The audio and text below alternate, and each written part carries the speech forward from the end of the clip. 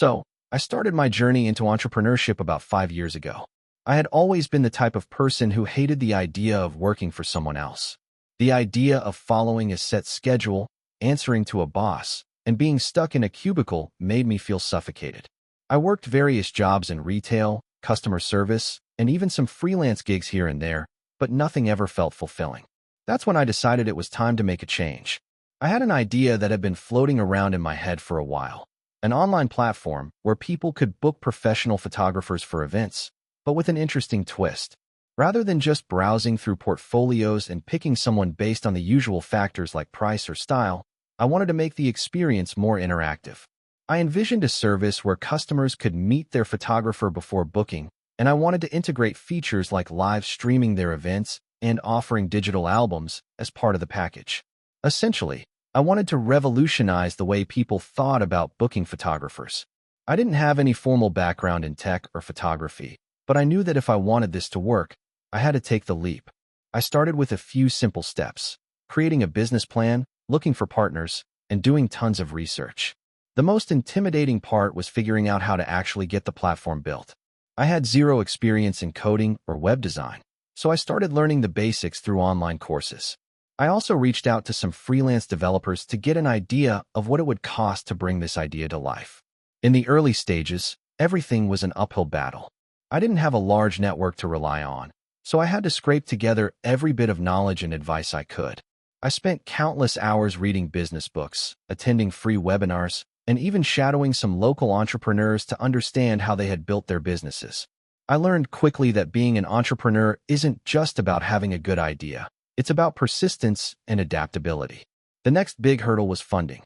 I didn't come from a wealthy background, and I didn't have access to any investors. I had saved up a small amount of money from my previous jobs, but it was nowhere near enough to build the platform. So, I started looking into crowdfunding options. I launched a Kickstarter campaign to fund the development of the platform, and while it was slow at first, I began to see traction as I kept reaching out to people, explaining my vision, and refining my pitch. After a couple of months, I had raised enough to cover the initial development costs. I was ecstatic. This was a sign that people believed in my idea. Once I had the funds, I brought in a developer who could help bring the website to life. This was when the real work began. For months, I worked side by side with the developer, sometimes staying up late into the night, tweaking code, redesigning features, and making sure everything was smooth. I quickly learned how difficult and time-consuming it was to create a user-friendly platform. There were moments when I felt completely overwhelmed, but I knew I had to keep pushing forward. One of the biggest challenges I faced during this phase was building trust with photographers. As a new platform, no one knew who I was, and I didn't have a reputation in the photography industry. Photographers were hesitant to join, and I completely understood why. To overcome this, I started reaching out to photographers directly, offering them free trials to join the platform and encouraging them to provide feedback. Slowly but surely, I built up a network of photographers who were willing to give it a shot. At the same time, I was also working on marketing. I didn't have a huge budget, so I relied heavily on word of mouth, social media, and networking. I would go to local events, meet people, and talk about my platform. It wasn't glamorous, but it was necessary. Eventually, I started getting bookings, small at first, but enough to keep me motivated. I began to see that the platform was actually working and that people appreciated the value it brought to the table. However, things weren't all smooth sailing. About a year into the business, I faced one of my biggest setbacks. The developer I had been working with suddenly disappeared. No explanation, no warning. I was left with a broken website and no way to fix it. I was devastated. I had invested so much time, money, and energy into this project, and it felt like everything was falling apart. Instead of giving up, I decided to take matters into my own hands. I dove deeper into coding, learning more about web development, and figuring out how I could fix the issues myself. It was a steep learning curve, but I was determined. It took me several months, but I managed to rebuild the platform from the ground up. The experience taught me something crucial. As an entrepreneur, you can't always rely on others to get the job done. You have to be willing to learn new skills, even if they're outside of your comfort zone. By the time the platform was up and running again, I had gained a much deeper understanding of how the tech side of my business worked. I also realized that I needed to keep refining my model. I began to focus on adding more value to both customers and photographers. For customers, I introduced features like personalized photo album options and instant editing tools. For photographers, I created a referral program and better payment options, making it easier for them to manage their bookings and payments. With the platform finally stabilized and refined, I started seeing significant growth. We began to gain more customers and more photographers. The reviews were overwhelmingly positive, and the word started to spread.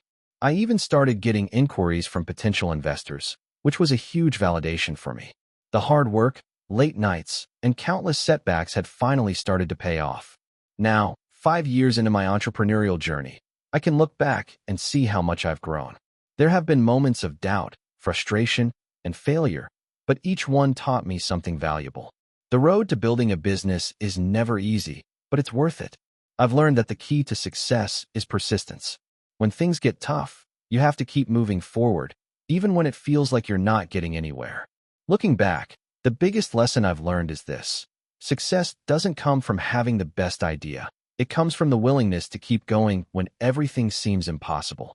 Entrepreneurship is about being adaptable, learning from your mistakes, and finding creative solutions to the problems that inevitably arise. It's not an easy journey, but it's one that can be incredibly rewarding if you're willing to put in the work. To anyone thinking about starting their own business, my advice is simple: just start. Don't wait for the perfect moment or the perfect idea. There's never going to be a perfect time. The most important thing is to take that first step. The rest will follow. If you enjoyed the video, don't forget to leave a like and subscribe to the channel. It helps the content grow and motivates me to create even more great videos. Turn on notifications so you don't miss any new uploads. By the way, I'm curious, when do you usually watch my videos? While working, studying, or just relaxing at home? Let me know in the comments. I'd love to hear from you. Thank you for your support. I want to share my story not to boast, but to shed light on the real struggles of building a business. I'm hoping this might inspire someone who feels stuck or is about to quit to keep going. It all started in 2019. I was working a dead-end job at a tech firm. I had no passion for it, but it paid the bills. Every day I'd come home, sit on my couch, and scroll through Reddit, fantasizing about what it would be like to start my own company. I didn't have any fancy background or rich relatives to help me out. I was just a guy with an idea and a few programming skills. I wanted to create a software product that would streamline how small businesses handle customer support, something that was simple, intuitive, and not overwhelming like the ones big companies use. I started working on it in my spare time, learning as much as I could about coding, software development, and the challenges that small business owners face. My evenings were filled with trial and error, frustration, and long nights. I remember one night, after a failed attempt at building a chatbot for the software, I nearly gave up. I had spent weeks on it, only for it to crash when I tested it. I felt like I wasn't cut out for this. But there was something inside me that wouldn't let me quit. I hated the idea of working for someone else for the rest of my life. I didn't want to look back at my life when I was older and regret never giving it a shot. So, I pushed forward. I began taking online courses on business and product management. I started reading books about startups, failures, and the real stories of entrepreneurs. I learned that success was rarely a straight line, and that most successful people faced countless setbacks before they made it. Around 6 months into the process, I reached out to a few friends who had some experience in marketing and sales. They thought the idea had potential, but the challenge was the execution. At this point, I had a working prototype, but no real customers. I had no idea how to market it, and I didn't have a clear business plan. My friends gave me some valuable advice and connected me with a few people who were in the startup world. Through them, I was introduced to potential investors. Getting the first meeting with an investor felt like a big win. I spent weeks perfecting my pitch, rehearsing in front of a mirror, and making sure I could answer every question they might ask. When the day came, I was nervous, but I knew I had to give it everything I had. The meeting didn't go as planned. They told me they liked my passion, but my product was still too unpolished, and I didn't have any traction. They suggested I go back, work on it more, and try again in 6 months. I left that meeting feeling defeated. I didn't have the time or the money to keep going without outside investment, but I wasn't ready to give up either. I took their feedback to heart and doubled down on improving my product. For the next several months, I focused on customer feedback. I reached out to small businesses, offered them the product for free in exchange for feedback, and made tweaks based on their suggestions. It wasn't glamorous. It was frustrating work, but it was all necessary. By the end of 2020, the product was starting to show promise. We had a handful of paying customers, and the feedback was mostly positive. But it was still a small operation, and I couldn't sustain it for much longer without some external funding. So I tried again. I reached out to investors, cold emailing dozens of them. This time, I had more traction, a stronger product, and a better pitch. To my surprise, I got another meeting. This time, it went much better. The investors seemed genuinely interested. They asked tough questions, but I had answers. I was more confident. At the end of the meeting, they offered to invest. It wasn't a huge amount, but it was enough to help us scale and hire a small team. That was the turning point. Finally, I could focus on growing the company instead of just trying to make ends meet. With the investment, we hired a couple of developers and a designer. The team was small, but we worked tirelessly. We launched new features, improved the UI, and refined our messaging. But things didn't get easier. In 2021, we hit a major roadblock. The market we were targeting was saturated. Every time I thought we were on the right track, I'd find another competitor doing something similar but with more resources. It was disheartening. I wondered if we were just another small player that would eventually get swallowed up. But we kept iterating. We listened to our customers and tried to pivot where necessary. We took a step back and realized we hadn't truly carved out our niche yet. So we focused on refining our value proposition. Instead of just focusing on small businesses in general, we decided to target a specific industry, local restaurants. We built features that address their unique pain points, such as managing reservations, dealing with online reviews, and automating customer communication. It was a gamble, but it paid off. We found our market. Our product started getting noticed by small restaurant owners, and word of mouth spread. By the end of 2021, we had landed a few major restaurant chains as clients. It wasn't a massive success, but it was enough to validate our product and give us the momentum we needed to keep pushing. Fast forward to 2023. We had grown from a team of 3 to 20. We had secured a larger round of funding and expanded into new markets. We signed a contract with a national restaurant chain, which was a huge win for us. That contract alone changed everything. It gave us the financial stability to continue growing, and it validated everything we'd worked for over the past 3 years. Today, we are a thriving SaaS company, and while the journey hasn't been easy, I wouldn't trade it for anything. I've learned more from my failures than my successes. If you're reading this and thinking about quitting, I just want to say this: the path to success isn't linear. There will be moments when you feel like it's not worth it, and those are the moments that define you. If you keep pushing through, you might just surprise yourself. Keep going. You never know how close you are to the breakthrough you need. I started my journey as an entrepreneur with absolutely no plan. I know, sounds crazy, but it's true. Like a lot of people, I didn't have a roadmap or any kind of business degree. All I had was an idea, a burning desire to change my life, and the confidence, or maybe delusion, that I could make it happen. It all began in 2016. I had just quit my desk job in corporate marketing. The job was okay, but it didn't excite me. Every morning, I dragged myself out of bed, put on the same suit, and spent 8 hours sitting in front of a computer, working on campaigns that felt like they were going nowhere. I was stuck in a loop, and one day, I just decided I had enough. I wasn't exactly sure what I was going to do next. My savings were running low, but I still had a few months to figure things out.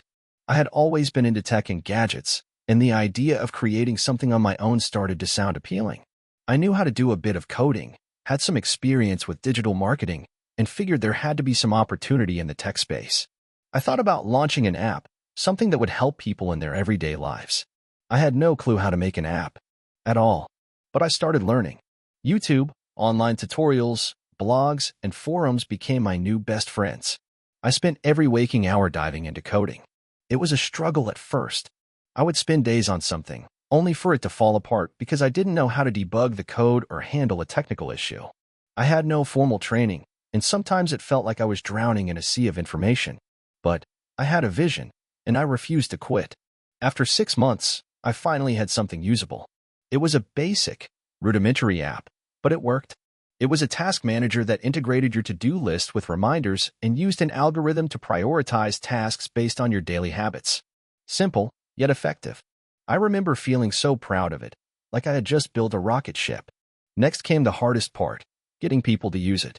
I didn't have any connections in the tech world, and I had no idea how to market an app. But I knew how to market in general, thanks to my corporate background, so I started with what I knew. I created a website, wrote a blog, and started sharing everything on social media. I didn't have much of a following, but I did the best I could with what I had. The first few downloads were from friends and family, and I'll never forget that feeling when I saw the first positive review. Despite all the effort, the app didn't take off immediately. It wasn't a viral success overnight, and that was discouraging. I knew I needed to improve the product, but I didn't have the money to hire a developer or marketing team. So, I kept working on it myself.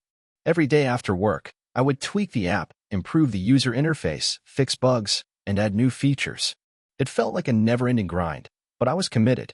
As the months went by, things slowly started to improve. I got featured in a couple of small tech blogs, which helped with visibility. The user base grew, and with it, the feedback. Some users loved the app, some hated it, and a lot of them wanted more features. It was a roller coaster, but I was learning so much along the way. Then, in 2018, a game changer happened.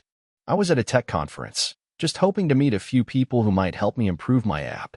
I didn't expect much, but that's when I met a developer who had been working with some big-name tech companies. He seemed to like my app, and after talking to me for a while, he offered to help me refine it in exchange for equity in the business.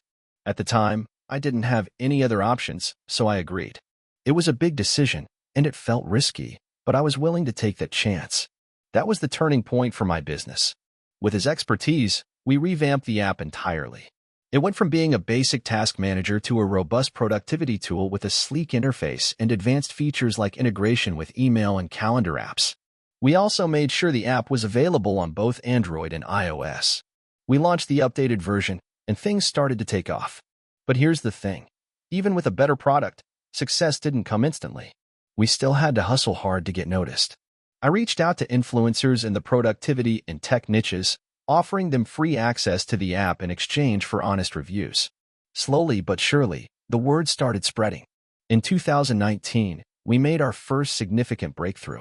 The app was featured in a prominent article on a popular tech website, and that pushed us into a new level of visibility. Downloads skyrocketed, and we started making some revenue. It wasn't a lot, but it was enough to keep the business going and prove to me that this could work. By 2020, we had a solid customer base, and I was able to hire a small team to help with development, marketing, and customer support. We also started adding new features based on user feedback. The company was still small, but it was growing steadily, and for the first time, I felt like we had real potential. But it wasn't all smooth sailing. The road to success was filled with challenges. In 2021, a competitor launched a similar app that had more funding and a bigger marketing budget. They quickly gained traction, and we were in danger of losing our user base. We had to pivot fast.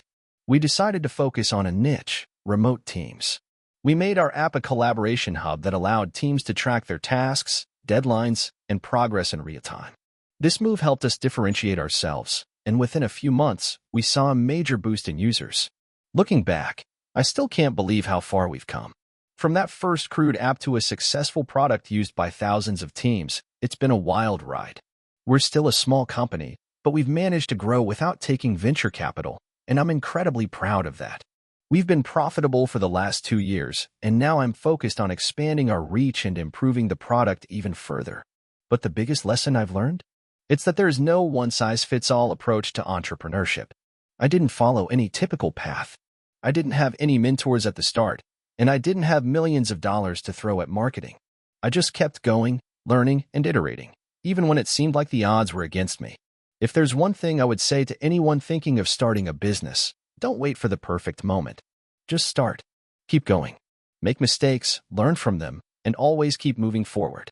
And if you ever feel like you're stuck or things aren't working out, remember this. The most successful entrepreneurs I know are the ones who just didn't quit.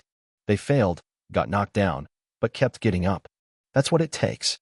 Persistence. I started my entrepreneurial journey when I was 22.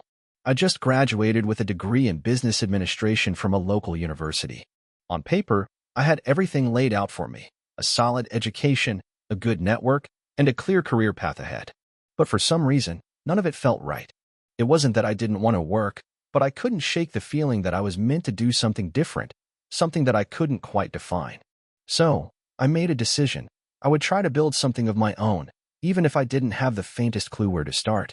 At first, I thought the best way to dip my toes into entrepreneurship was by creating a small online business. I had been an avid gamer growing up, and I noticed there was a significant gap in the market for affordable, high-quality gaming peripherals. It seemed like a no-brainer, a growing industry with a fan base that was always looking for ways to improve their gaming experience. I figured I could get into selling custom mouse pads and keycaps. Little did I know that what I thought would be a simple online business would turn into a long, painful, and rewarding journey. I spent months researching suppliers, negotiating prices, and setting up my online store. I didn't have much capital to start with, so I focused on keeping the initial investment low. I borrowed a few $100s from my parents and used it to source the first batch of products. I poured every bit of energy I had into marketing the business. I started posting on forums, social media groups, and even reaching out to influencers. I was on top of everything, handling everything from customer service to inventory management. The first month, I sold almost nothing. The second month, things barely improved. I was beginning to lose hope. I'd seen success stories online of people who launched businesses in their dorm rooms and became millionaires in a matter of months. Why wasn't that happening for me? Maybe I had miscalculated. Maybe I wasn't cut out for this after all. I almost gave up, but something inside me said to keep going. I didn't know why, but I felt this need to keep pushing forward. So, I started analyzing what wasn't working. I dug into my website analytics, reached out to customers for feedback, and spent hours reading about digital marketing. One of the biggest lessons I learned was that my initial product offering was too narrow. There was no real differentiation from what other sellers were offering. I needed to stand out, or my business would never gain any traction. That's when I made a decision that changed everything. I pivoted from selling just generic gaming accessories to creating a line of customizable products, allowing customers to design their own keycaps and mouse pads. It wasn't an easy decision. I didn't know how to manufacture customized products, and I wasn't sure if I could afford the new inventory, but I believed in the idea, so I decided to take the leap. I worked with a small local manufacturer who agreed to help me produce a limited run of customizable keycaps and mouse pads. The new products took a bit longer to produce, which delayed my launch, but when they finally arrived, I immediately began promoting them. This time, I focused my marketing on the customization aspect. I created a simple, easy-to-use design tool on my website that allowed customers to see how their products would look before placing an order. I reached out to influencers again, but this time, I had something new to offer. It was a game changer. The response was overwhelming. Orders started coming in, and I began getting positive feedback. People loved that they could create something personal and unique. My online store began to grow, and for the first time, I felt like I might actually make this work. However, just as things were picking up, disaster struck. One of my suppliers went out of business. My inventory levels plummeted, and I couldn't fulfill orders fast enough. I was devastated. My business was on the verge of collapsing, and I had no backup plan. I couldn't afford to order new products from another supplier. I barely had enough cash flow to keep the lights on.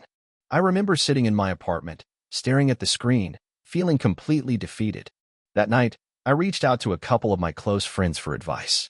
One of them suggested that I reach out directly to my customers and let them know what was happening.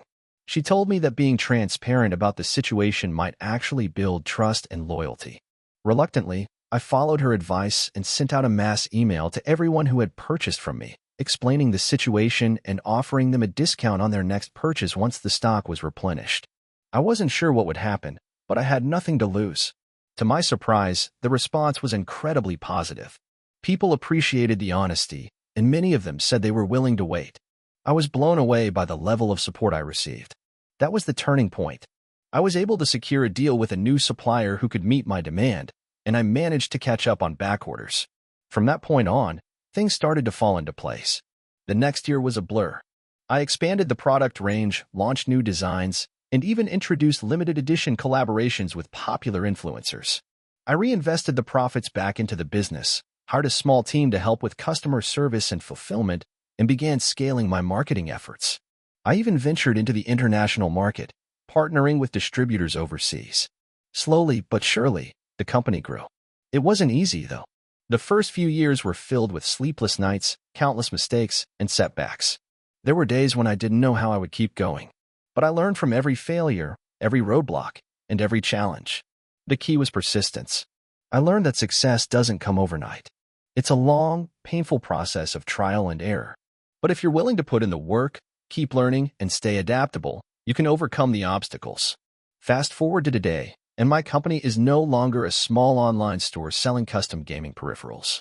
It's a full-fledged business with multiple product lines, a global customer base, and a team of over 30 employees.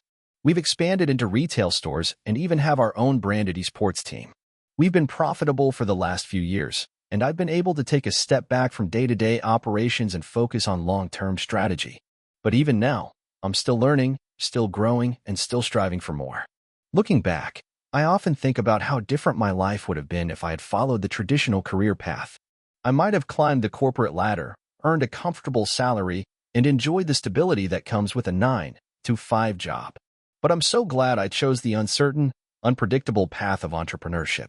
It's been a roller coaster ride, but I wouldn't trade it for anything. If there's one thing I've learned, it's this. No matter how hard things get, don't give up. Failure isn't the end. It's just part of the journey. Keep pushing forward, learn from your mistakes, and eventually, the pieces will fall into place. I was in my early 20s when I first realized that the corporate world wasn't the place for me. I had just graduated from college with a degree in business administration, and like many others, I thought it would lead to a well-paying job with a 9-to-5 schedule and stability. Boy, was I wrong. I started working at a mid-sized marketing firm. At first, everything seemed fine. I was getting my feet wet, learning about digital strategies, social media, and working with clients. But it didn't take long for the dissatisfaction to creep in. The longer I worked there, the more I noticed the flaws in the system. People were just going through the motions, checking off boxes, and pushing through endless meetings. No one seemed truly invested in what they were doing. I watched senior colleagues who had been there for years grumble about how they had no passion left, and honestly, I could see why. They were stuck in a routine that had no spark, no excitement. Around the 6-month mark, I started feeling the same way. I wasn't just bored, I was frustrated. I had all these ideas and skills, but none of them seemed to matter in the grand scheme of things. The pay was decent, but I had no room for growth. The more I looked around, the more I realized that everyone else seemed to be playing it safe. One day, I found myself having lunch in a park across from the office. I was staring at the ground, wondering how much longer I could take it. That's when I had the thought that would change everything. What if I started something on my own? At first, it seemed like a pipe dream. I had no idea what kind of business I could start, but the idea of working for myself, having control over my own destiny, was far more appealing than sitting at a desk, day in and day out, under the same fluorescent lights. I spent the next few months researching. I didn't have much saved up, so I knew I had to be careful. But I also knew I couldn't afford to wait forever. I wanted to take the leap, but I didn't want to burn my bridges at my current job. So, I kept working, but I started working on a side hustle. I was always fascinated by technology and had a knack for graphic design, so I decided to combine both interests. I began learning more about website design and development. In my free time, I took online courses, read articles, and experimented with building websites. I designed a few for friends and family to build my portfolio. Slowly, I started to see that there was potential for this idea to grow into something real. But, like any entrepreneur just starting out, I faced a lot of self-doubt. I didn't think I was good enough to compete with established companies, and I was worried I wouldn't be able to make enough money to survive on my own. My friends and family were supportive, but they were also cautious. They'd say things like, "It's great that you're passionate about this, but are you sure it's sustainable?" Despite the fear and doubts, I took a deep breath and quit my job. I knew there would never be a perfect time, so I just had to do it. The first few months were rough. I didn't have steady income, and I spent most of my time networking, trying to land clients, and building my skills. Some days, it felt like I wasn't getting anywhere. I had more failures than successes, but I tried to see every setback as a lesson. One of the hardest things I faced was finding clients. At the beginning, I was charging way less than I should have, just to get my foot in the door. The work was hard and time-consuming, but the more projects I completed, the more confidence I gained. Eventually, the referrals started coming in. A friend recommended me to a small business owner who needed a website overhaul. Then, that client recommended me to someone else, and the cycle began to build. I was still working from home, but slowly, things were looking up. I focused on customer service and building relationships, ensuring that every client felt valued and heard. It wasn't just about the project, it was about creating a long-term relationship. I kept improving my skills, and as my reputation grew, so did my pricing. Fast forward to 2 years later, and things had changed dramatically. I had a small team, a decent office space, and a growing client base. The hustle was still there, but now I was able to focus on the bigger picture, scaling the business, refining the services, and exploring new ways to generate revenue. I had moved from being a one-man show to leading a team of 5. It wasn't all sunshine and rainbows, though. There were plenty of growing pains. Managing people was a whole new challenge I wasn't prepared for. I had to learn how to delegate effectively and ensure that everyone was aligned with the company's vision. But the most rewarding part of the journey wasn't the revenue or the recognition. It was seeing the impact of my work on other people's businesses. I had helped local entrepreneurs expand their online presence and reach new customers.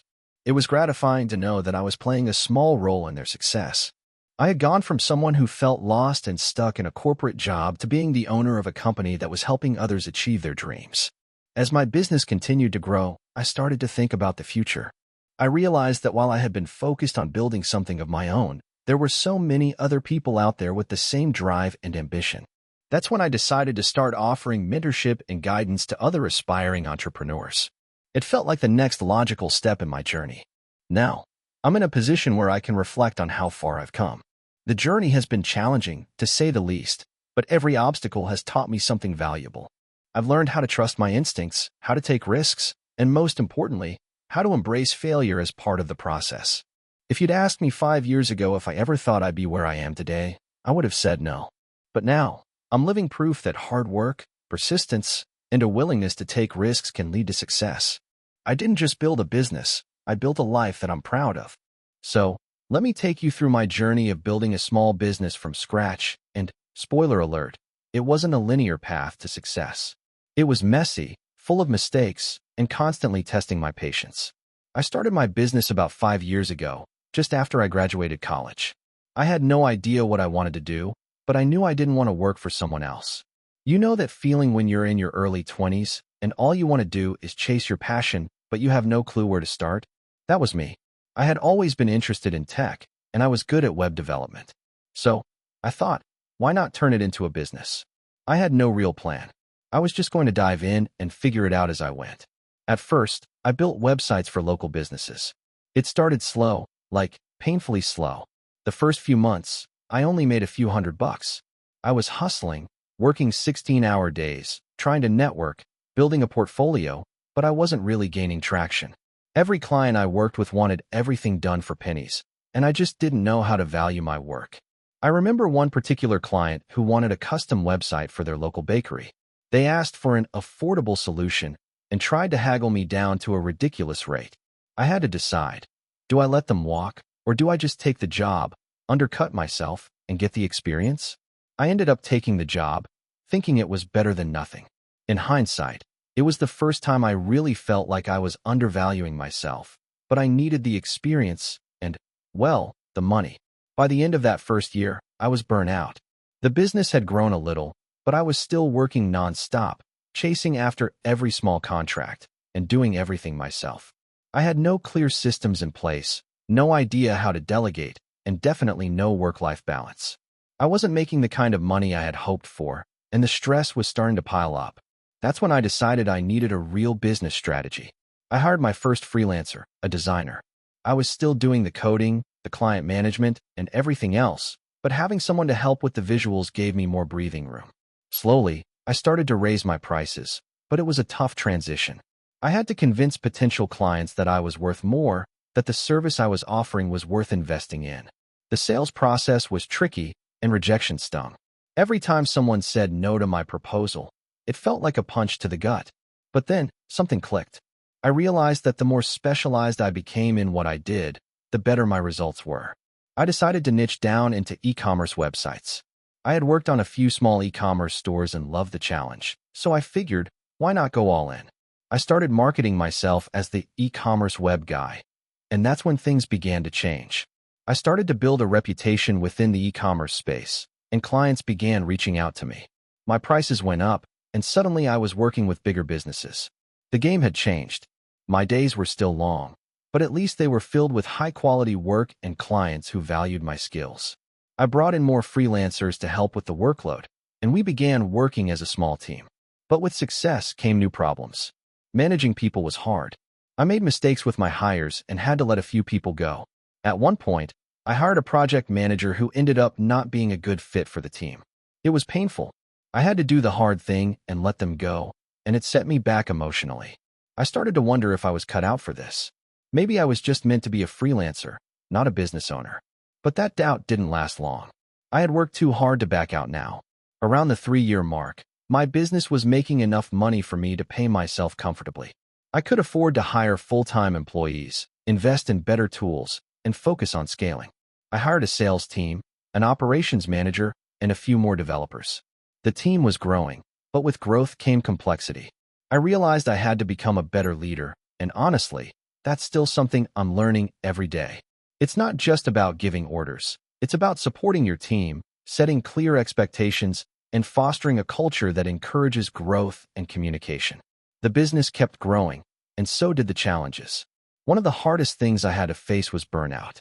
It wasn't just physical exhaustion, it was mental. I hit a point where I felt like I couldn't keep up. The constant pressure of running a growing business was draining me. I'd wake up with a to-do list that never seemed to get smaller.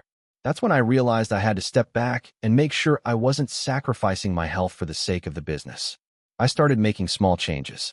I began taking weekends off. I stopped checking emails right before bed. I hired a business coach to help me work through some of the deeper issues. It was a game changer. The coach helped me understand that it wasn't about working harder, it was about working smarter. He helped me identify the bottlenecks in my business and gave me tools to streamline operations. By the 4-year mark, I had reached a point where I was no longer just chasing clients. Clients were coming to me. I had developed a solid reputation in the e-commerce space, and I had a team that could handle much of the work. I had time to think about the big picture, not just the day-to-day tasks. That's when I started to consider scaling beyond just a service business. I began exploring productized services, basically taking some of the custom work I had been doing and turning it into a packaged solution. Instead of offering a custom-built website for every client, I created a set of templates and tools that I could sell to multiple clients at once. It's still early in this phase, but it's something I'm excited about. It allows me to serve more clients without the constant grind of custom projects. Looking back, it's wild to think how far the business has come. We've now got a small office, a growing team, and a stable stream of clients. The business generates enough revenue that I can focus on the long-term vision instead of living paycheck to paycheck. But it hasn't been easy, and it's definitely not over. I'm still learning and growing, and I have a long way to go before I can say I've made it. The business is profitable, yes, but there's always another challenge ahead. I've learned that success doesn't happen overnight, and it doesn't come without sacrifice. But if you stick with it, if you're willing to pivot, adapt, and make mistakes, the rewards are worth it. So, my advice to anyone thinking about starting their own business? Take it one step at a time. Be okay with making mistakes, because they'll teach you more than any success ever will. And above all, don't give up when things get tough. Because if you keep pushing forward, you'll look back one day and realize how far you've come. This is the story of how I built my own business from scratch and how it almost didn't happen. Sometimes, it feels like a dream. I've been thinking about how far I've come, and I want to share the journey in case someone else finds it helpful or inspiring. It wasn't easy, and there were times I almost gave up. But the story has a happy ending, and I want to tell you how it happened. I've always been that kid with big ideas. I grew up in a small town with a single mom. We didn't have much. We lived in a modest house, and I wore hand-me-downs from my older brother. But I was always the one hustling for something extra, trying to find ways to make money. At 14, I started mowing lawns for neighbors, earning a few bucks here and there. It wasn't much, but it made me feel independent. When I turned 18, I left for college, and that's when everything started to shift. I had the dream of becoming a tech entrepreneur. My family didn't get it. My mom would say, "Why not become a teacher or something stable?" But I couldn't shake the feeling that I had a bigger purpose than just working for someone else. During college, I majored in computer science, which was a huge leap for me since I wasn't particularly strong in math. But I pushed through, learning what I could and meeting people who would later become instrumental in my journey. I spent hours after class coding, trying to teach myself how to build apps, websites, anything that seemed like it could be a viable business. The reality hit me pretty fast when I tried to launch my first startup. It was an app meant to help people with time management. I thought I had the next big thing.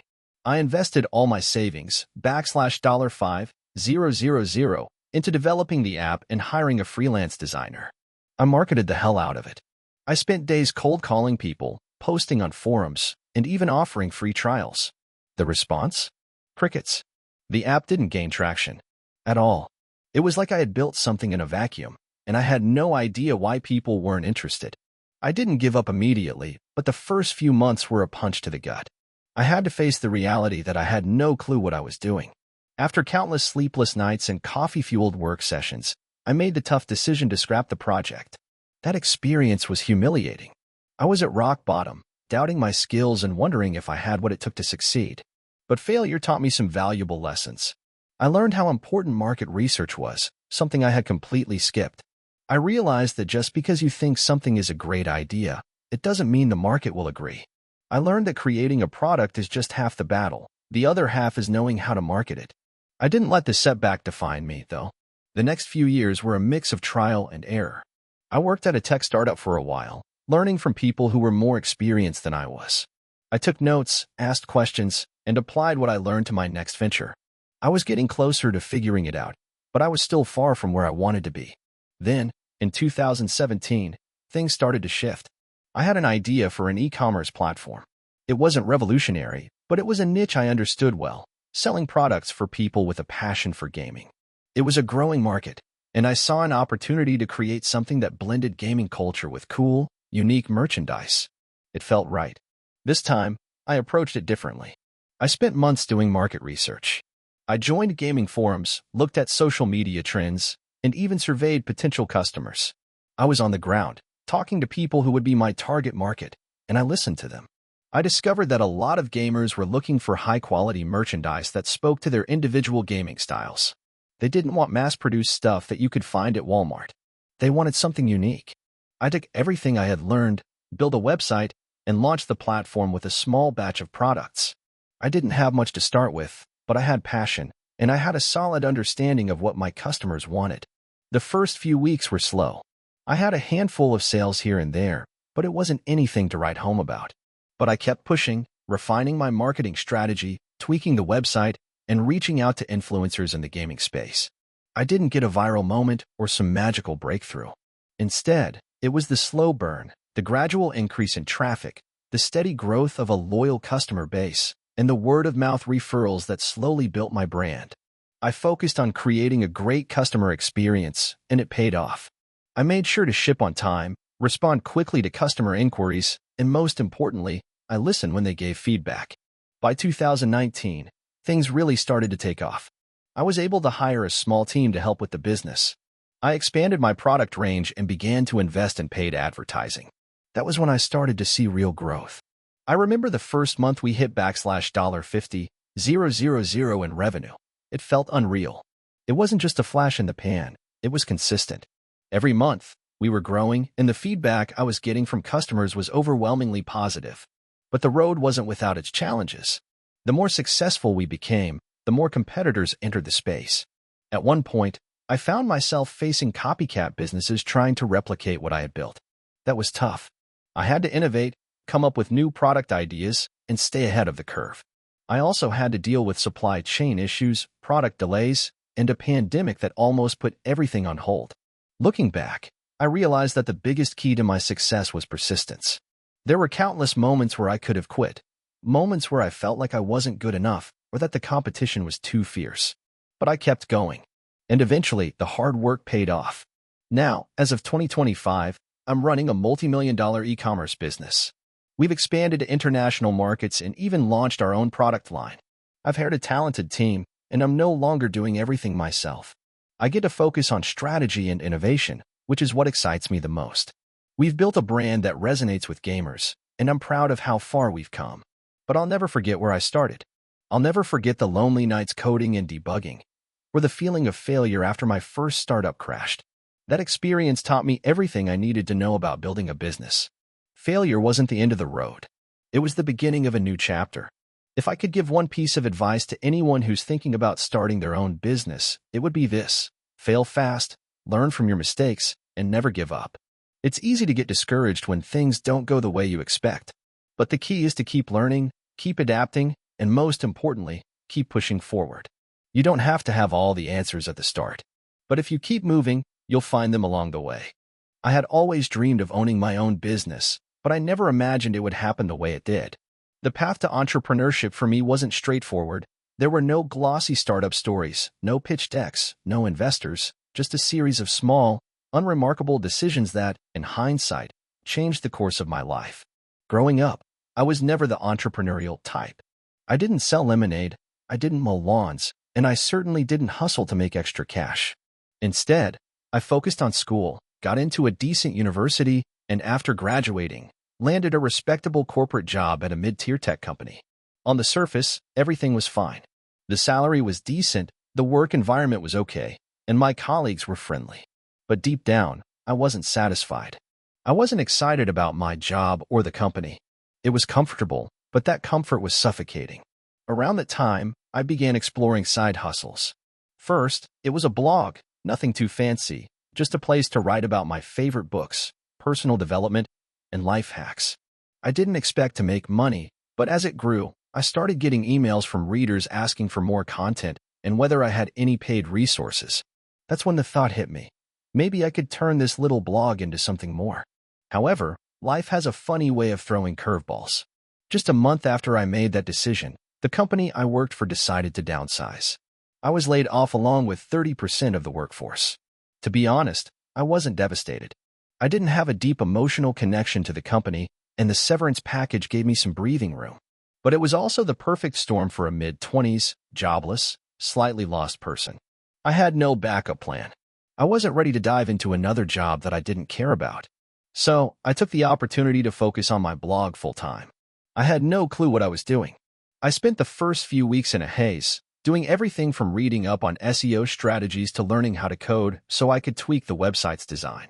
I remember being up until 2 a.m., staring at lines of HTML, trying to figure out why my site looked awful. It was stressful, but strangely invigorating. For the first time in my life, I felt like I was in control. The blog became my project, my obsession. But with every new learning curve, there was another set of challenges. I didn't know how to monetize it. My first attempt was putting up ads, but the returns were laughable pennies a day. I had zero idea how to work with sponsors or how to approach people for partnerships. Slowly, I learned about affiliate marketing, writing ebooks, and creating online courses.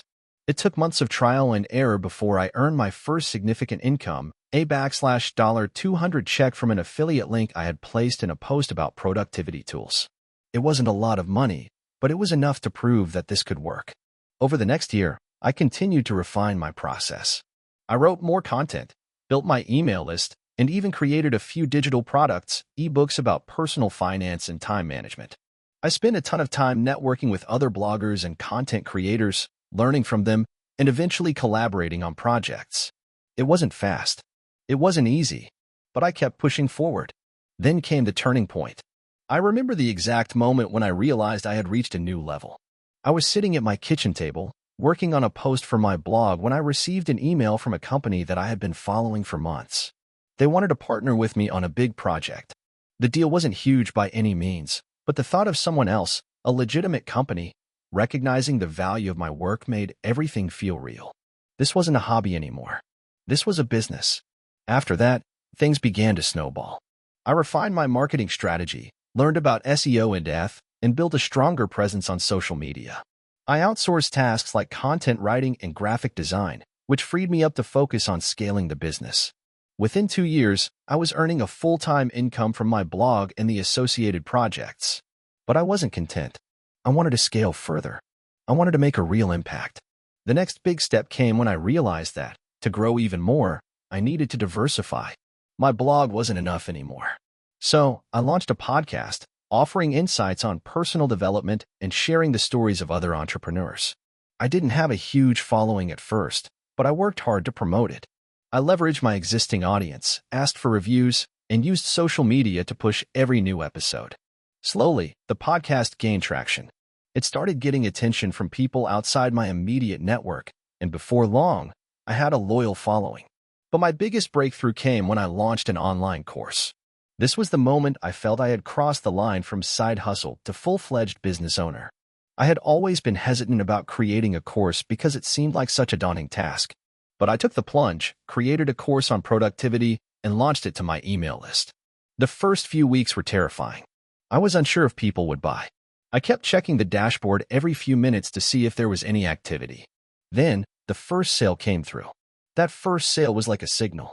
I knew I had crossed a threshold where my business was no longer a hobby. It was a full-time operation, something that could sustain me, support my dreams, and even allow me to help others. Over time, the course became a steady income stream, and the business continued to grow. However, this journey wasn't without its challenges. There were countless times when I questioned my decisions. There were weeks of stagnant growth where I felt like I was putting in all this work for no reward. There were also moments of intense self-doubt when I wondered if I was even cut out for this. But each time, I reminded myself that I had started this journey because I was tired of the corporate grind, tired of feeling like I wasn't in control of my life. And so, I kept going. In hindsight, I can honestly say I wouldn't change a thing. If I hadn't been laid off, I might never have taken the leap to pursue my passion. If I hadn't started that blog as a side hustle, I might still be stuck in a job that I didn't care about. And if I hadn't faced all those early setbacks, I wouldn't have the business I have today. I guess the point of this story is that success doesn't always come in a shiny package. It doesn't come with a magic formula. It's messy, it's filled with failures, and it takes a lot of grit. But if you stick with it long enough, you can build something real. If you're thinking about starting your own business, don't wait for the perfect time. There isn't one. Just start. The path will be unclear, the road will be hard, and the future will be uncertain. But the rewards, both financially and emotionally, are worth it. Hey, friends, if you enjoy this content, don't forget to like the video and share your thoughts in the comments. We really want to know what you like and what can be improved. What do you think of the video? Are there any topics you'd like to see in future videos? Your feedback really helps us get better. Thanks for being with us. I started my journey as an entrepreneur in the most unexpected way. It all began when I was working a typical 9-to-5 job in a dull office environment. I was 28, had a stable income, and a modest social life, but there was always this nagging feeling that I was meant for something more. The idea of living for the weekends, endlessly counting the hours until I could escape to the comfort of my couch, just didn't sit right with me. I had this desire for freedom from the predictable, from the suffocating routine, and, most importantly, freedom from the constant feeling of underachieving. Looking back, I never thought entrepreneurship was in the cards for me. Growing up, I had the typical aspirations of becoming a doctor or lawyer. I never really saw business as my avenue because I didn't have a rich uncle to give me a jumpstart or an eye-popping idea that could change the world. But one day, I stumbled across an article about a guy who started a successful online business selling unique, handcrafted products. He was in his early 30s, just like me, and he didn't have any special connections, just a passion for his craft and a relentless drive to succeed. That was a wake-up call for me. I spent countless hours reading articles, watching YouTube tutorials, and attending free webinars to figure out how to start a business. The most overwhelming thing wasn't the lack of money or connections, it was realizing that I had absolutely no idea where to start. I'd read stories about people raising millions in venture capital, but I didn't have that kind of cash, and I wasn't ready to pitch to investors. I also wasn't comfortable with the idea of taking on massive debt. I decided that I would bootstrap my way to success, no matter how slow it would be. After some thought, I settled on a niche, eco-friendly products. I wasn't some tree hugger or environmental activist, but I was passionate about finding ways to reduce waste. I had seen firsthand how much waste we created in our daily lives, and it occurred to me that people were starting to look for alternatives to disposable plastic, fast fashion, and products that weren't kind to the environment. I knew there was potential in this space. So, with very little knowledge of the industry, I started small. I began researching suppliers who offered sustainable, high-quality products that I could sell online. I was on a tight budget, so I couldn't afford to create an elaborate e-commerce store. Instead, I started with Instagram. I created a simple account, started posting pictures of products I was selling, and used hashtags to reach people who were passionate about sustainability. The first few months were disheartening. Most of my followers were either friends or people who seemed to be following me out of pity. Sales were slow, to say the least, but I was determined to make it work. The breakthrough came when I got my first viral post. I posted a picture of a bamboo toothbrush alongside a quirky caption about how it was better than plastic and how it could make a small difference in reducing waste. To my surprise, it caught the attention of a few influencers who were into sustainability. They reposted my product, and suddenly, my small account had hundreds of new followers. That post alone didn't just sell a few brushes. It introduced my brand to an entirely new audience who shared the same passion for the environment. From that moment, I realized that social media could be my most powerful tool. But even with the boost in visibility, the growth was still slow. I continued to hustle. I worked on improving my product descriptions, optimized my website for SEO, and researched how to run Facebook ads on a tight budget. It was a constant grind. I spent nights learning how to photograph products in the best light, how to write engaging captions, and how to find my target market. I was still holding down my 9 to 5, so every hour I wasn't at work was spent growing my brand. At one point, I was working almost 70 hours a week, nights, weekends, lunch breaks. My personal life took a hit, and I barely had time to catch up with friends or take care of myself. After a year of blood, sweat, and tears, I was finally starting to see steady growth. I was getting consistent sales, and I even had a few repeat customers. But just as things were starting to gain momentum, disaster struck. One of my suppliers went out of business, leaving me with a huge inventory of unsellable stock. I was devastated. This was a product I had carefully curated, and I had trusted my supplier to keep delivering. I had put so much of my savings into this venture that I didn't know what to do. It felt like everything I had worked for was crumbling down before my eyes. But that's when I learned a crucial lesson in entrepreneurship. Failure is inevitable, but resilience is what separates successful entrepreneurs from the rest. I didn't give up. Instead, I contacted my customers, explained the situation, and offered them a discount on future orders. I spent weeks finding new suppliers and rebranding my products. I was scared, but I was determined not to quit. Over time, things slowly started to turn around. The new suppliers I found were better, and my products started to improve in quality. I spent more time developing my brand's identity and connecting with my audience on a deeper level. I started telling my story, how I had almost given up, how hard it had been, and how much I had learned along the way. People loved the authenticity of it. They didn't just want to buy products. They wanted to support a small business that had struggled and survived. By the end of the second year, my brand was finally profitable. I was able to leave my 9 to 5 job and focus on my business full-time. I expanded my product line, launched a website, and hired my first employee. It felt surreal to look back and see how far I had come from that uncertain night when I first read that article about the guy who built his own business. Now, a few years later, I have a small but thriving business. I'm not a millionaire, but I've achieved the kind of lifestyle I always dreamed about, one where I get to make my own schedule, pursue my passions, and know that the work I'm doing has a positive impact on the world. I'm no longer counting down the hours until Friday. I wake up every day excited to take on the challenges of entrepreneurship. And while it's still not easy, I've learned that the journey is just as important as the destination. If there's one piece of advice I would give anyone starting out, it's this: perseverance is key. You'll hit roadblocks, you'll face setbacks, and you'll feel like giving up at times.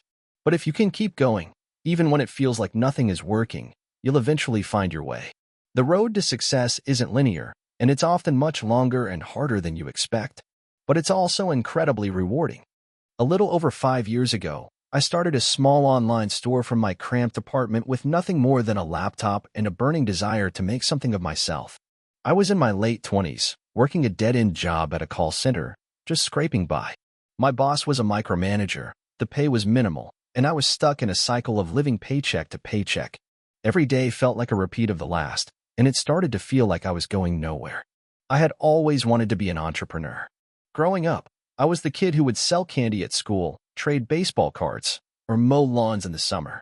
But when life hit me with responsibilities, rent, bills, student loans, those childhood ambitions slowly faded into the background. I didn't have the luxury of a big bank account, venture capital, or even family to help me out. I was on my own. It wasn't until I hit a wall in my day job, where I realized I wasn't going anywhere, that something clicked.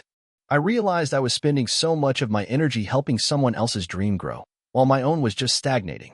I knew it was time for a change, but I wasn't sure what exactly that change should look like. I decided to dive into something I was passionate about, e-commerce. I had always been into gadgets and tech, and I had a soft spot for cool, niche products. One night, while scrolling through Instagram, I came across a trendy product that seemed to be everywhere: smart home devices. People were obsessed with these little tech gadgets, and the demand for them seemed to be growing every day. That's when I had my light bulb moment. I decided to open a store that sold unique, high-quality smart home products. It was far from easy, though. I didn't have a background in tech or marketing, let alone business. But I had a strong sense of determination and a willingness to learn. I spent countless hours watching YouTube tutorials, reading blogs, and reaching out to people who had already succeeded in the space. I learned about dropshipping, SEO, social media marketing, and how to find reliable suppliers. In the beginning, I did everything myself, setting up the website, creating product listings, managing customer service, and fulfilling orders. It was exhausting, but I was driven by the thought that this could change my life. The first few months were brutal. I made mistake after mistake, often losing money in the process. My website crashed multiple times because I didn't understand the importance of scalability. My initial advertising campaigns were a disaster, with my ads not converting and wasting money on audiences who weren't even interested in my products. But instead of quitting, I doubled down on learning. I studied successful stores, reached out to mentors, and tried to find any edge I could. Slowly, things began to change.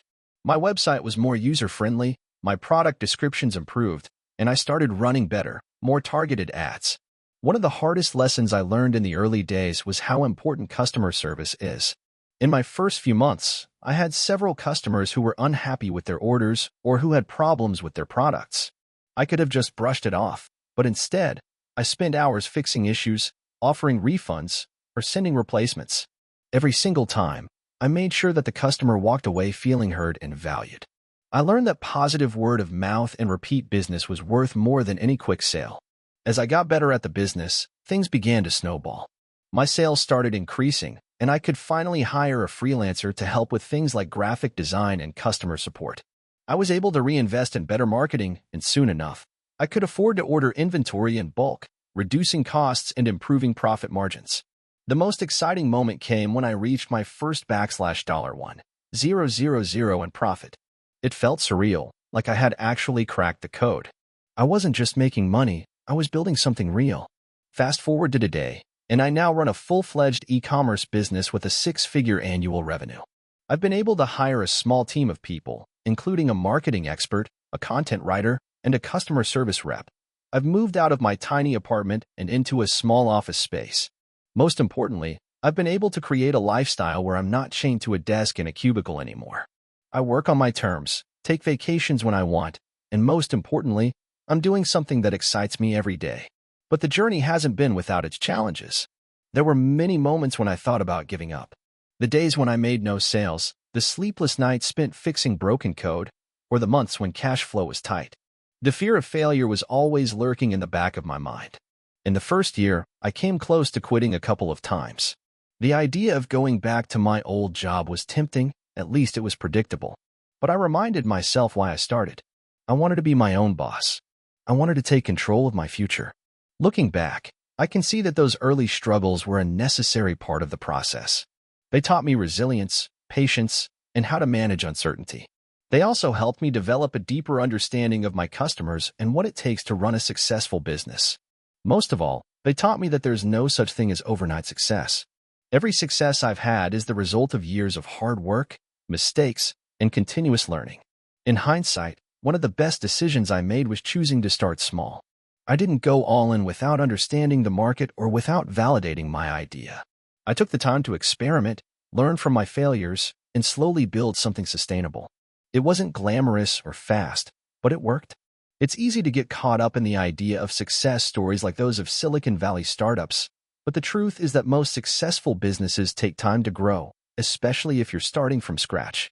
If there's one thing I would tell someone looking to start their own business, it's this: don't be afraid to fail, and don't expect immediate results. Focus on solving problems, serving your customers, and learning along the way. It's a marathon, not a sprint. Success comes when you're persistent, adaptable, and willing to learn from your mistakes. Today, I'm not just running a business, I'm living the life I dreamed of. I'm building something I'm proud of, and I know I'm only scratching the surface of what's possible.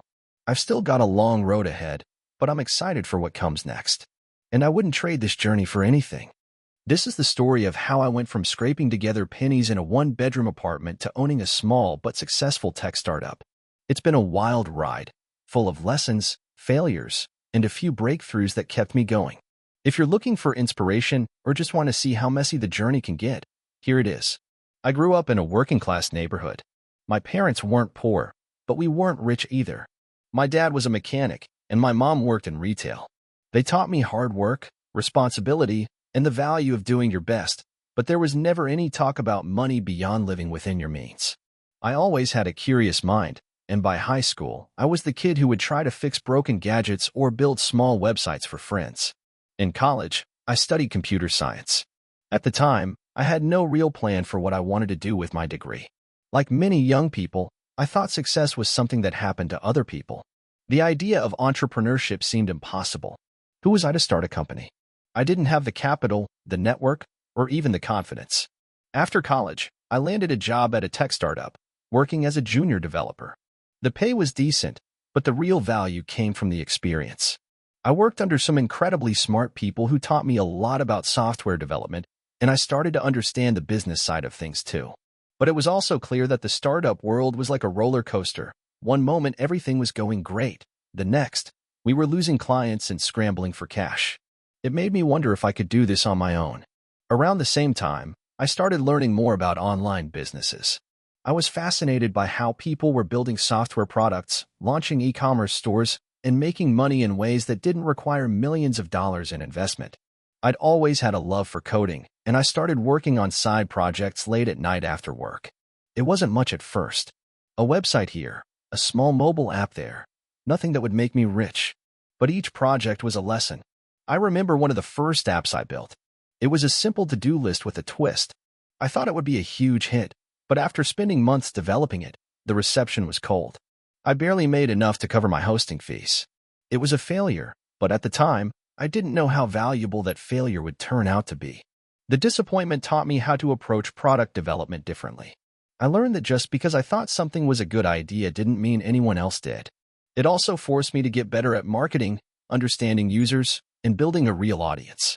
During this time, I was also working on another side project. This one was a small SaaS tool to help small businesses track customer interactions. It wasn't groundbreaking, but it was useful. I started talking to small business owners, pitching them my product, and tweaking the software based on their feedback. Slowly but surely, people started paying for it. Not much, but enough for me to realize that I might be onto something. But things weren't easy. I was still working my day job, which meant long hours and little free time. The constant juggling act of client meetings, code sprints, and answering support emails started wearing me out. My social life took a hit, and I became isolated, focused entirely on my business and the hopes of it growing. There were times when I felt like I was drowning. I had no idea if I was doing things right, but the small wins kept me going. The turning point came when a large company in the same industry as mine reached out. They'd heard about my tool and wanted to partner up. I was beyond excited and terrified at the same time. I was still a one-man operation, and the idea of working with a much larger entity seemed like a dream. But after a few months of negotiations, I signed a deal that would lead to a substantial contract. That's when things really started to snowball. With that contract, I was able to hire my first employee, a friend of mine who was also a developer. We moved into a slightly bigger office and started growing the product. Having someone else to help with development made a huge difference. We spent hours coding, brainstorming, and iterating on new features. The feedback from customers started to pour in, and our growth started accelerating. By then, I had realized that success wasn't just about building the best product. It was about building relationships, listening to your customers, and iterating quickly. But success doesn't come without its challenges. As we grew, we faced new problems: scaling the product, handling customer support, managing the financials, dealing with competition. I had to learn how to delegate, how to manage people, and how to deal with failure when things didn't go as planned. We had a few bad months where the cash flow was tight, and there were days when I questioned everything. One of the most valuable lessons I learned was the importance of a strong team. I had to learn how to hire the right people, trust them, and give them the freedom to do their best work. It wasn't easy. There were a few hiring mistakes, some people who didn't fit the culture, and others who just weren't right for the role. But over time, I built a small but dedicated team that really cared about the product and our mission. Today, my company is still small, but it's profitable. We've expanded our product suite, grown our customer base, and gained recognition in our industry. I no longer feel like I'm pretending to be an entrepreneur. I'm still learning, still making mistakes, but I've come to understand that entrepreneurship isn't about getting everything right from the start. It's about resilience, learning from failure, and taking risks that might not always pay off. If I had to give advice to anyone starting their own business, it would be this: start small. Focus on solving a real problem, not just something that sounds good on paper. Don't be afraid to fail. Failure is part of the process. And most importantly, stay persistent. It's easy to get discouraged when things aren't going well, but if you keep pushing forward, you might just surprise yourself with how far you can go. In the end, entrepreneurship isn't about instant success. It's about finding a way to keep going even when the odds are stacked against you. That's the real test. I was 27 years old when I decided to launch my first business, and I had no clue what I was doing. I was fresh out of college with a degree in English and a part-time job that barely covered rent. But I was always obsessed with entrepreneurship. I'd read every book I could find, listened to podcasts, and even took a few online courses, trying to learn the ins and outs of building something from scratch. The idea of being my own boss, working on something I was passionate about, was the dream. I just had no idea how much work and heartache it would take to get there. It all started with a side hustle. I was a huge fan of vintage clothing, especially from the 80s and 90s. I'd spend my weekends scouring thrift stores and estate sales, buying up anything that looked cool, unique, or had a story to it. I started selling these items online through eBay and Depop, at first just to make a little extra cash on the side. I quickly realized I had an eye for finding items that people would pay a premium for, especially items that were trendy or hard to find. After a few months, I had made enough money to pay off a few bills, and I thought, what if I could turn this into something more? I did a little research and found out there was a massive market for vintage clothes, particularly from the 80s and 90s. The nostalgia factor was huge, and the demand for unique, one-of-a-kind items was growing, especially with younger people wanting to stand out from the crowd. I decided to turn my side hustle into a full-time business. I used every penny I had saved up, borrowed a little from my parents, and invested in a website, branding, and a bigger inventory. My goal was simple: create an online store that offered high-quality vintage clothing at reasonable prices. I wanted to build a community around it, a place where people could come and share their love for retro fashion. The first few months were rough.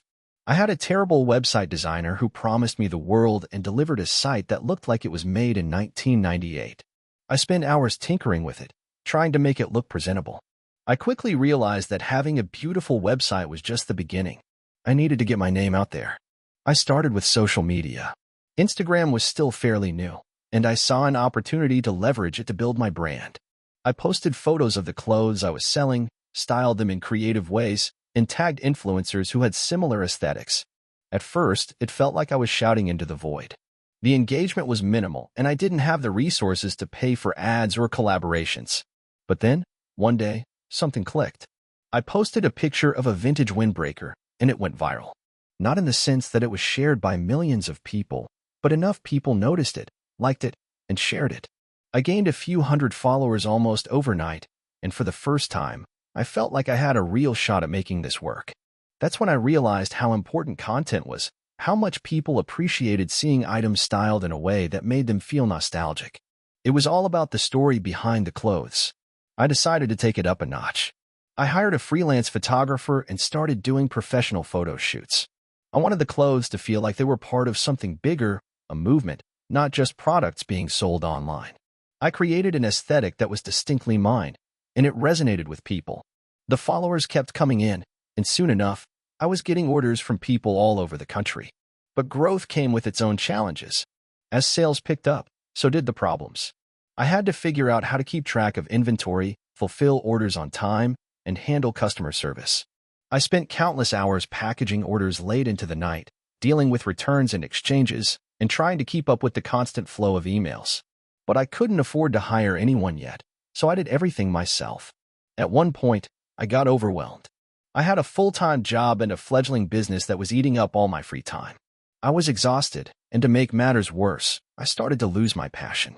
I was working long hours every day, juggling a million things at once, and it started to feel less like a passion project and more like a burden. That's when I made the hardest decision of my entrepreneurial journey. I quit my full-time job. It felt terrifying, but it was the only way I could give my business the attention it needed to grow. I knew I had to take the leap, even if it meant sacrificing stability and comfort. I had no idea what the future held, but I couldn't shake the feeling that this was my shot. Things didn't magically get better overnight, though. In fact, they got worse. I had cash flow issues, trouble keeping up with demand, and inventory management was a nightmare. But the more I struggled, the more I learned. I discovered tools that helped automate parts of my business, like inventory management and order processing. I also learned how to delegate tasks I wasn't good at. For example, I hired someone to manage the customer service side of things, which freed up my time to focus on sourcing new products and marketing. After a year of sleepless nights, late shipments, and mistakes, the business started to stabilize. I found my rhythm, learned how to forecast demand, and started seeing more consistent profits. I reinvested those profits into expanding my product range, improving the website, and hiring a small team to help with operations. My dream of building a community around vintage fashion began to take shape. The turning point came when I partnered with a couple of influencers who had a large following in the fashion community. Their endorsement brought a flood of new customers, and the business grew exponentially. By then, I had a solid team in place, and we were able to scale without losing sight of the personal touch that had made the brand successful in the first place. Fast forward to today, and the business has grown into a full-fledged company with a small but dedicated team. We're not a household name, but we've carved out a niche in the vintage fashion market. We ship internationally, and our social media presence is stronger than ever. I still have moments where I question everything, but now I know what it takes to run a business. I've made plenty of mistakes, but those mistakes were my best teachers. Looking back, I realized that entrepreneurship isn't about having a perfect plan or avoiding failure. It's about taking risks, learning from mistakes, and never giving up. If you're thinking about starting your own business, my advice is simple: don't wait for the perfect moment. Take action, learn as you go, and surround yourself with people who can help you grow. The journey is long and hard, but the rewards are worth it. I'll never forget the day I took the plunge. It was the moment I made a decision that would forever change the course of my life. At the time, I was 29, working a decent 9-to-5 job in a corporate marketing department. I was good at what I did, and on the surface, everything seemed fine. The pay was stable, the hours predictable, and I even had a nice little office with a window. But deep down, I knew I wasn't living the life I wanted. I had dreams of building something for myself, of creating a business that could make a difference in the world and give me the freedom I craved. It wasn't that I disliked my job, it was just that I didn't love it either. I had been harboring the idea of starting my own business for years, but like most people, I was paralyzed by fear. Fear of failure, fear of not knowing where to start, fear of leaving the comfort of a paycheck. I would daydream about becoming an entrepreneur, imagining the satisfaction of running my own show, but I always pushed those thoughts aside, convincing myself it was impractical. Then, one day, everything changed. I was sitting at my desk, buried in spreadsheets, when my boss came in with that familiar, worried look on his face. He said there had been budget cuts and that layoffs were inevitable. It hit me like a ton of bricks. Suddenly, I was faced with the very thing I'd been afraid of for years. The thing that had kept me stuck in that safe corporate bubble, losing my job. But instead of feeling defeated or anxious, something clicked in my head. I realized that my job could be taken away at any moment, but my ability to create something of my own, something I could control, was something no one could take from me. I immediately started researching business ideas. I had always been passionate about health and wellness, and during my time in corporate America, I'd gotten really into fitness. I would spend my lunch breaks at the gym and obsess over new workout routines and nutrition plans. One day, while scrolling through Instagram, I noticed a huge gap in the market for affordable, high-quality supplements targeted specifically at women. Sure, there were plenty of supplements for bodybuilders and men, but I felt like women's needs were often overlooked. I began to wonder why there weren't more options for women who wanted to take their fitness seriously, without feeling like they were drinking some kind of magic potion that promised unrealistic results. I didn't waste any time. I started researching suppliers, reading books on starting a business, and talking to anyone who would listen. For weeks, I couldn't sleep. I was up late into the night, poring over websites, and taking notes, trying to figure out the ins and outs of the supplement industry. I remember thinking, asterisk, how the hell am I going to do this? I have no experience with manufacturing or sourcing products, star. But that fear didn't stop me. In fact, it fueled me. I knew I couldn't turn back now. I had a mission, and I was going to make it happen. After weeks of research and planning, I decided to take the first real step, quitting my job. The decision was terrifying, but it also felt liberating. I didn't want to spend the next 30 years of my life looking back, wondering what could have been. So, I handed in my resignation and started my new life as an entrepreneur. At first, things didn't go as smoothly as I'd hoped. I spent months researching and sourcing the right ingredients for my supplements. I tried to find manufacturers who could produce them in small batches, but I ran into so many roadblocks. Some manufacturers wanted orders in the thousands, which was way out of my budget. Others had high minimum order quantities, and some just didn't get what I was trying to do. I'll admit, there were days when I thought about throwing in the towel. But I kept reminding myself that every failure was just a stepping stone. After countless phone calls, emails, and a few tears, I finally found a supplier that was willing to work with me. I spent the next few months fine-tuning the formula, creating the branding, and building the website. When I launched my supplement line, I had no idea what to expect.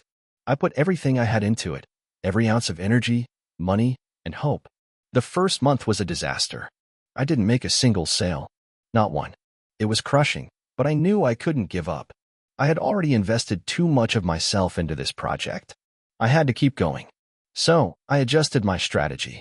I started focusing on social media marketing, specifically Instagram and TikTok, where I knew a lot of women were active and engaged with fitness content.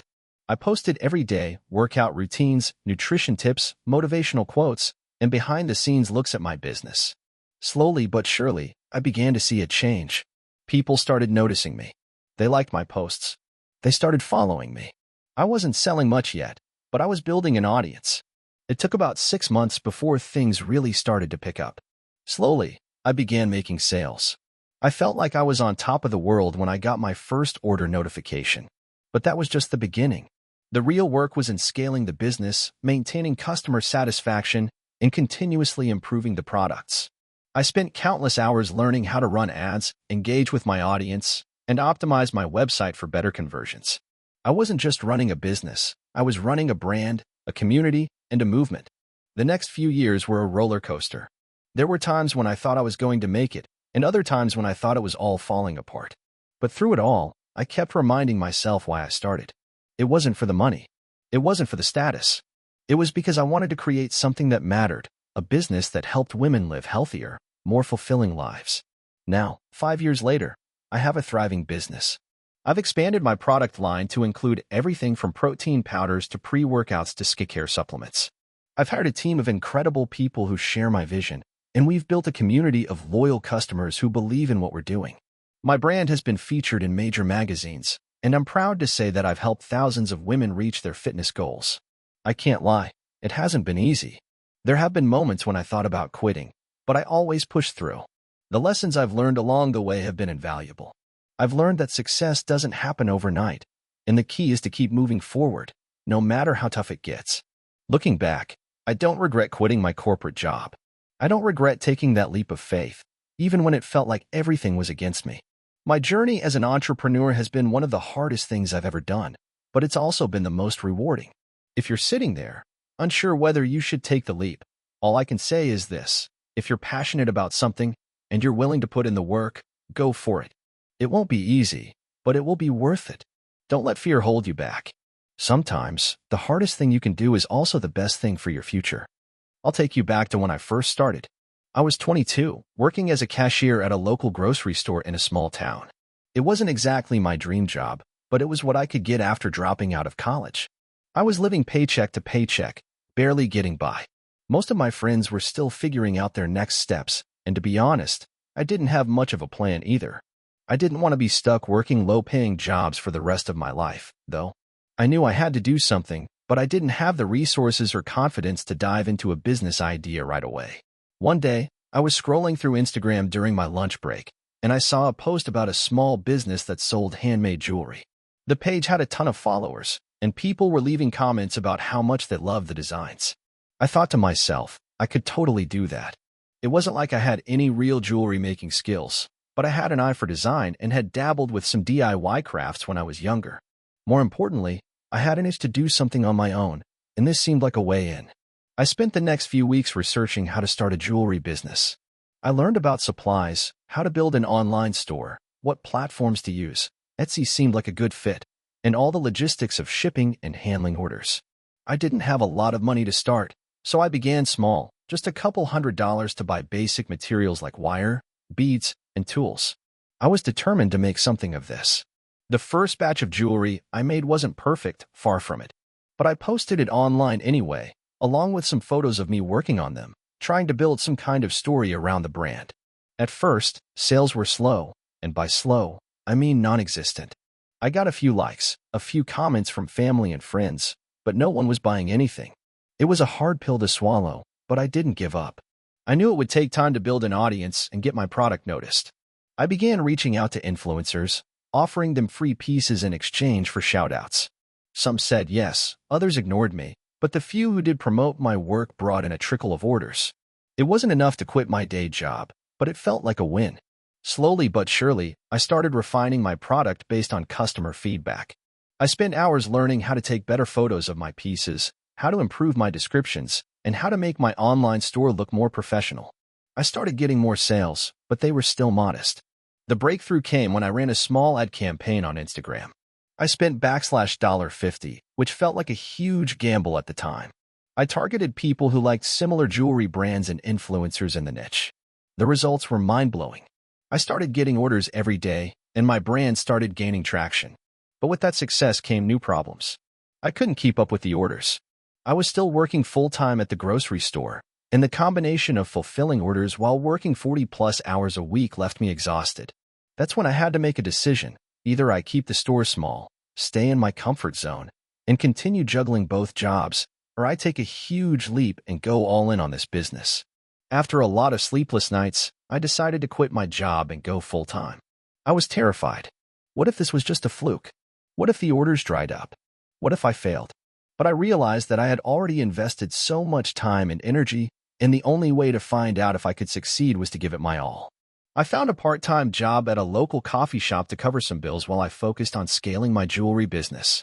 I poured all my energy into learning more about digital marketing, product sourcing, customer retention, and anything that would help my business grow.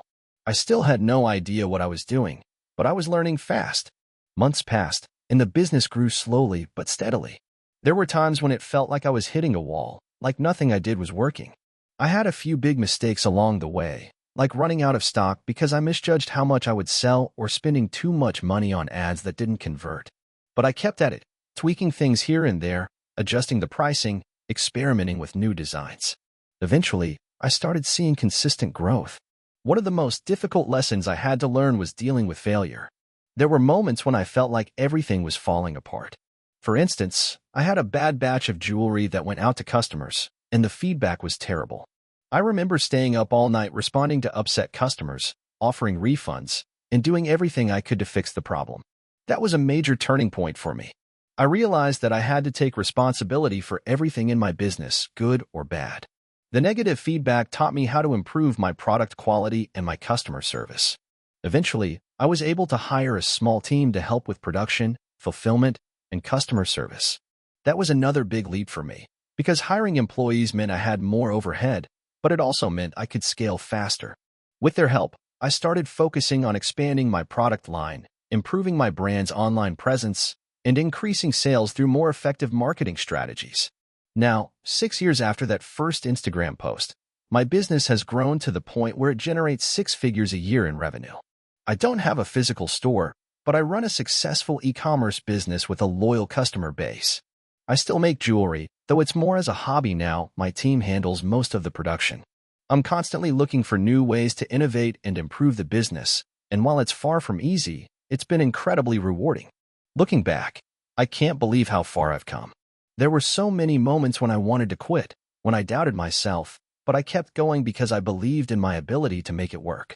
If you're reading this and thinking of starting your own business, don't let fear or uncertainty stop you. It's not going to be easy, but if you're willing to learn from your mistakes, adapt, and keep pushing forward, you'll be amazed at what you can achieve. Stay persistent, trust the process, and don't be afraid to fail. Because failure is just another step toward success. TLDR. I went from barely scraping by in my small hometown to building a multi-million-dollar e-commerce business. It took years of trial and error, long nights, and the fear of failure, but I'm proud of how far I've come. The journey was tough, but the lessons along the way were priceless. Here's the full story of how I turned nothing into something, and why I believe anyone can do it if they're willing to work hard and learn. I was 22 when I made the decision that changed my life. I had just graduated from college, and I found myself in a small town with little prospects. My degree was in marketing, but in my small town, jobs were few and far between. Most people stuck to traditional careers: teachers, local business owners, and factory workers. I had bigger dreams, but the reality of being young, broke, and unsure of what I was doing in life weighed heavily on me. At the time, I had about $200 in savings, a cheap laptop, and a ton of ambition. I didn't know exactly what I was going to do, but I knew I wasn't going to settle for the life that seemed predetermined for me. I spent countless nights browsing the internet, reading about successful entrepreneurs, mostly on Reddit and blogs, dreaming of a life where I could be my own boss. Every story seemed so inspiring. They all had that "I started from nothing" angle, but I felt stuck. One day, I came across a thread about dropshipping. If you're unfamiliar with dropshipping, it's a business model where you sell products online without holding any inventory. I thought, this is it. This is my chance. It was low risk, and the entry barrier seemed fairly low. I could set up an online store, find products from suppliers, and ship them directly to customers. I didn't need a warehouse, employees, or a huge investment. All I needed was time and effort. I spent the next few days obsessing over how to build an online store. I created a Shopify account, browsed through countless tutorials, and even joined some Facebook groups where people shared their experiences. I started with a small niche: men's accessories. I chose this because it was something I was interested in, and I figured I could learn about the products better than if I went with something I didn't care about. I also thought it would be less competitive than other categories. Setting up the store was the easy part. The real challenge came in figuring out how to get people to buy from me. I had no brand recognition, no existing audience, and no idea how to drive traffic to my site. I didn't have much money for paid ads either, so I had to get creative. I began posting on Instagram, reaching out to influencers with a few thousand followers, and offering them free products in exchange for shoutouts. It was a slow process, but I managed to get a few sales. Nothing big, maybe $20 a day, which barely covered my costs, but it was something. During the first few months, I had a constant internal battle. I'd wake up every morning feeling like I was on the verge of success, but by the end of the day, I felt like I was just spinning my wheels.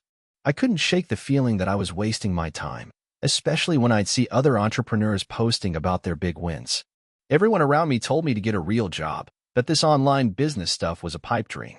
But I didn't want to give up. I had to prove to myself that I could make it. By month 6, I had made only a few $1,000s in total sales, and I was starting to get really discouraged. That's when I decided to invest in a course about Facebook ads. I realized that to scale, I'd need to learn how to drive traffic to my site with paid ads. I took out a loan from my parents, $1,000, and used that to buy the course. The first few attempts with Facebook ads were dismal. I spent a lot of money, got no returns, and felt like a total failure. I kept tweaking my ads, adjusting targeting, testing different creatives, but it wasn't working. It felt like all my hard work was going down the drain. After a few weeks of pouring money into ads, I was almost ready to quit. That's when I received an email from an influencer I had reached out to months ago. She wanted to collaborate on a large campaign. She had a large following and was willing to post a product review on her page. This was my big break. I decided to put everything I had learned into this one shot. I built an irresistible offer, a special promotion where followers could get a 20% discount if they used my store's code. I also retargeted the traffic from the influencer's post with Facebook ads. To my surprise, it worked. The day after the campaign went live, sales skyrocketed. I had my first 5-figure month. It was small compared to the big players in the market, but it was a massive win for me. The next few months were a blur. I reinvested the profits into better ads, improved my website design, and expanded my product range. I also started using email marketing, creating an automated funnel that kept my customers engaged and coming back for more. However, even with my success, I wasn't immune to the inevitable struggles that came with scaling a business. I faced issues with suppliers, customer complaints, and the stress of managing everything on my own. I had to learn how to delegate tasks and eventually hired a small team to help with customer support, product sourcing, and order fulfillment. But I still kept feeling that nagging self-doubt. Would this success last? Was it just a fluke? What would happen when the trends changed or if my ads stopped converting? Every day, I fought those fears. I kept reading stories of entrepreneurs who failed after reaching great heights, and it made me even more paranoid. Despite these fears, I kept pushing. I stayed disciplined and kept learning, reading books, watching videos, listening to podcasts. I invested in a mentor who helped me focus on improving the back end of my business, scaling smartly, and diversifying revenue streams. I also started an email list and launched my own brand of premium products to differentiate myself in the market. As the years went on, the business continued to grow. By year 3, I had built a multi-million-dollar brand. I'm now able to live comfortably, travel the world, and work from anywhere. I'm not saying it's been easy, but the growth has been exponential, and the lessons I've learned along the way have been priceless.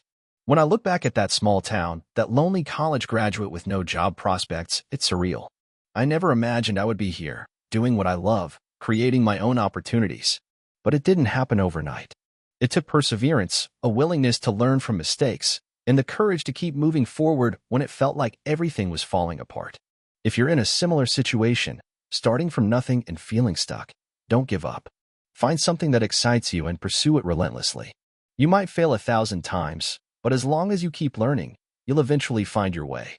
Building a business is never a straight path, but the most important thing is to keep showing up every day, even when it feels like the odds are against you. The road to success is long, but it's worth it in the end. This is a story about how I built my business from nothing and how, against all odds, I turned a $500 loan into a thriving company with over 50 employees. It wasn't easy, and at times, I thought about quitting, but the persistence and belief that something good would eventually come out of it kept me going. If you're looking to start your own business or you're stuck in a rut, I hope this story helps you see that it's possible to make your dreams happen if you just keep pushing forward. It all started in 2015. I was working a dead-end job at a local retail store. I hated it, but I didn't know what else to do. I had just graduated from college, but my degree didn't seem to matter. Every day felt the same. Wake up, go to work, go home, sleep, repeat. I spent hours scrolling through social media, envying the people who seemed to have it all figured out, who were posting about their entrepreneurial success stories. I kept thinking, why not me? Why can't I be one of those people? I had no idea where to start. My family wasn't wealthy, and I didn't have any investors or business connections. All I had was an idea and a burning desire to escape the cycle I was stuck in.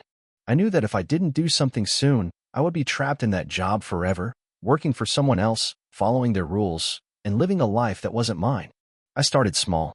One night, after a particularly grueling shift, I sat down and thought about what I was passionate about. After some reflection, I realized I had always been obsessed with fitness. It wasn't just a hobby for me, it was a lifestyle. But like most people, I struggled to find reliable, affordable gear that actually worked. I had been through my fair share of cheap resistance bands, weights that rusted, and gym clothes that couldn't handle a good sweat session. The idea hit me. I could create a brand that provided quality fitness equipment and gear at affordable prices. The next day, I started researching. I dove into Google, watching videos, reading articles, and looking for suppliers. I had no background in business or e-commerce, so this was a steep learning curve. My first challenge was how to source products. I didn't want to start by manufacturing everything myself. The costs were too high, and I had no idea how to make my own equipment. I came across a platform called Alibaba, where I could find suppliers who made products I could white label with my own brand. It was the perfect solution, but it still felt too good to be true. I didn't have much money saved up, so I borrowed $500 from a friend. It wasn't much, but it was enough to buy my first batch of products, resistance bands, dumbbells, and gym apparel. I didn't even have a website or a brand name at this point. I just knew that I needed to get something out there. I bought a cheap logo design on Fiverr, threw together a basic Shopify store, and started listing my products. The next hurdle was marketing. I had no budget for paid ads, so I relied on organic methods. I began posting on Instagram, using hashtags, engaging with fitness influencers, and trying to build a community. At first, nothing happened. I remember waking up every morning, checking my Shopify dashboard, and seeing zero sales. I was discouraged, but I didn't give up. I reached out to influencers on Instagram, offering them free products in exchange for reviews. Slowly, the first few orders came in. My heart raced the moment I saw that notification. It was real. I had made my first sale. But the journey was far from easy. The first few months were a blur of late nights packing orders, trying to keep up with social media, and figuring out how to balance everything. I was still working my retail job, and I'd come home exhausted, only to dive straight into my new business. My friends and family thought I was crazy. "Why don't you just quit that side hustle and get a full-time job?" they'd ask. But I knew deep down that this was my chance to change my life, and I wasn't going to let it slip away. By the end of my first year, I had made a modest profit, but nothing close to what I had envisioned. I was still struggling to balance everything. I started to lose hope, but then I received an email from a popular fitness blog that wanted to feature my products. This was the breakthrough I needed. That blog post drove thousands of visitors to my site, and sales skyrocketed. I reinvested every penny back into the business, buying more inventory, upgrading my website, and increasing my marketing efforts. I also hired a few part-time employees to help with order fulfillment and customer service. Things started to gain momentum in my second year. I launched a few new product lines and expanded my social media presence. The fitness community I had been working so hard to build was growing, and people started recognizing my brand. I got my first major wholesale order from a gym chain, and that was the turning point. It felt surreal to see my products on display in gyms across the country. I wasn't just selling to individuals anymore. I was becoming part of the larger fitness industry. However, success came with its own challenges. As my business grew, so did the pressure. I was faced with tough decisions about scaling and hiring the right people. My initial team was small, but soon, I found myself managing dozens of employees, dealing with suppliers, and making strategic decisions that would affect the future of the company. There were moments of doubt. I made mistakes, hired the wrong people, and struggled with cash flow. At times, it felt like everything was falling apart, but I kept reminding myself that success wasn't a straight line. I learned from every failure and kept moving forward. Today, my business has grown into something I never thought was possible. We offer a wide range of fitness products, and I'm proud to say that we've helped thousands of people improve their fitness journeys. I'm no longer working in that dead-end retail job. I'm the CEO of a company with over 50 employees, and we've expanded to international markets.